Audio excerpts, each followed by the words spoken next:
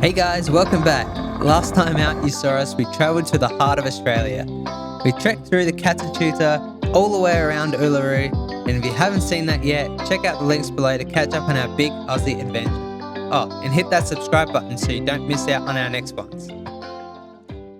After those 3.5 weeks that took us to Cairns, Darwin and Alice Springs, it was back to Adelaide. But back to van life. You might notice this one looks a little different from the first one. If you don't know what happened to our first van, check out this video below.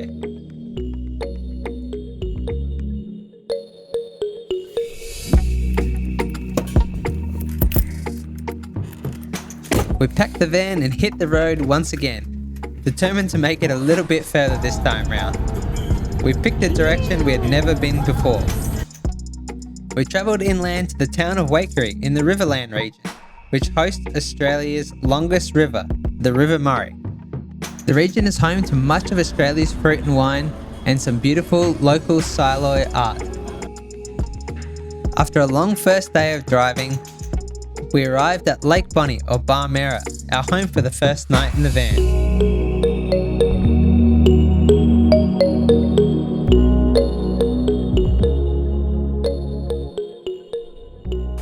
Looks like I volunteered for the first night's cooking duty.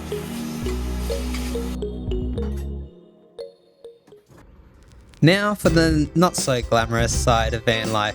This is what they generally don't show you.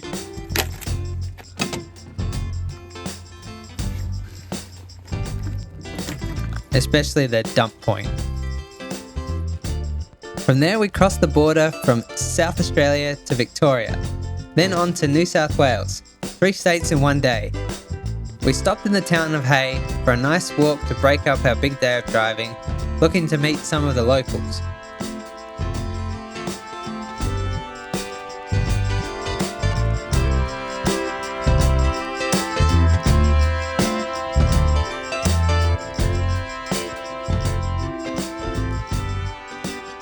Legs adequately stretched, we pressed on to our second night in the town of Marul, at the Marul Sunshine Park and Hotel. Unfortunately, the hotel wasn't open that night, but it meant we had the whole place to ourselves. Back on the road, we pressed on through the cute town of Forbes, which had some beautiful heritage listed buildings, like the old post office, which was built in 1881.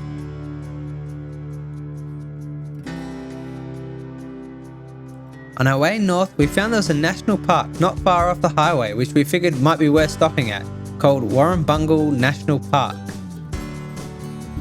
Unfortunately, the first thing we sighted were a couple of feral pigs.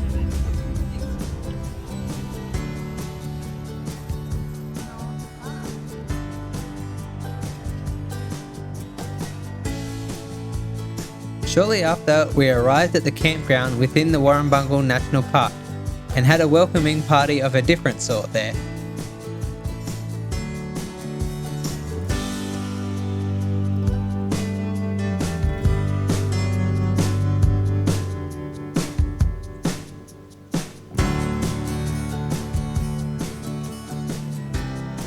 Warrumbungle is also Australia's first dark sky park, one of only 13 places in the world. After chatting with a fellow traveller at the campground, the next day we decided to do the Bread Knife and Grand High Tops hike, a 12.5 kilometre round trip. This seemed like a solid hike, but all the options were a lot of walking. It's pretty steep from the get-go, but that's not even the worst part yet.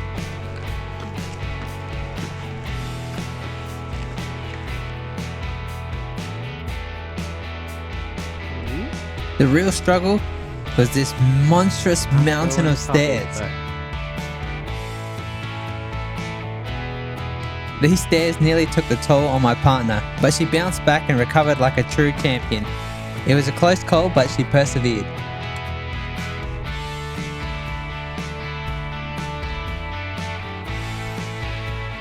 At least the views were incredible on the way up. Still a ways to get to the top though.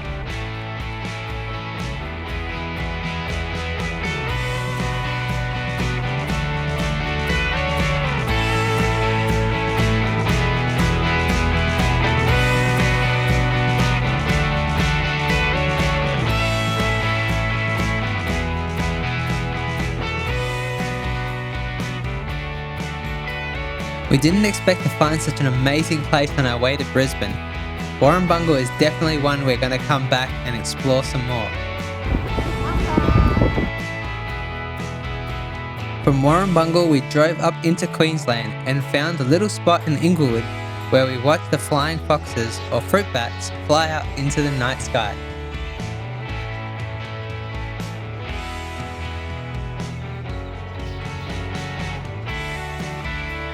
Thanks so much for watching, guys. Hope you liked our video back into van life.